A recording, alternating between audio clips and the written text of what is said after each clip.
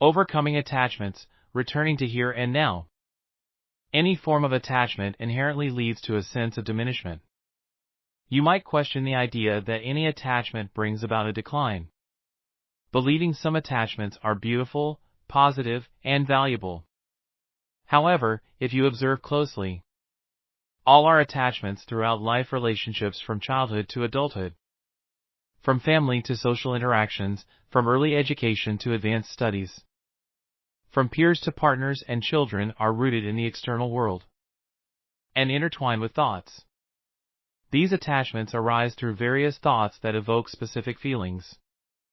The interaction of thoughts and feelings seems to solidify into a tangible form the manifestation of our thoughts. Upon deeper inspection, we find that these forms have never truly existed, yet we perceive them as real. Regardless of whether these thoughts are positive or negative, they will inevitably fade away. They cannot exist independently or permanently. I emphasize that while we can understand these ideas, no one can escape the constraints, bindings, and diminishment imposed by past attachments. These attachments directly affect our emotions, amplifying the influence of thoughts on the body and acting as a bridge between them. Thus, anything that consistently engages our emotions becomes more solidified in our lives, often becoming a part of our identity. In our life journey, learning to confront and transcend these attachments is a crucial lesson.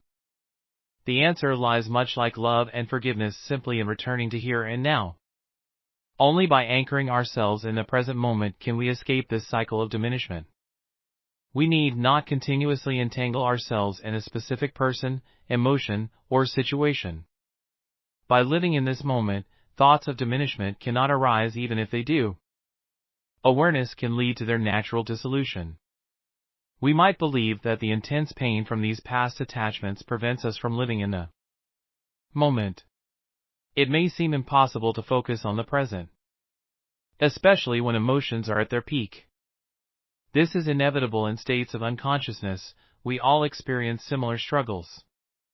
In such times, allow the pain to be painful. If the suffering is unbearable, acknowledge that it cannot be tolerated. Cry if needed, witness the pain in the moment that feels insufferable. Simply observing it is sufficient. In doing so, you may find that from this pain, a gap quietly emerges. This gap naturally embraces and contains negative thoughts and emotions, allowing them to dissipate. This space itself brings tranquility. While the heart may be in pain, the inner self remains peaceful. In this way, we bring ourselves back to the present moment.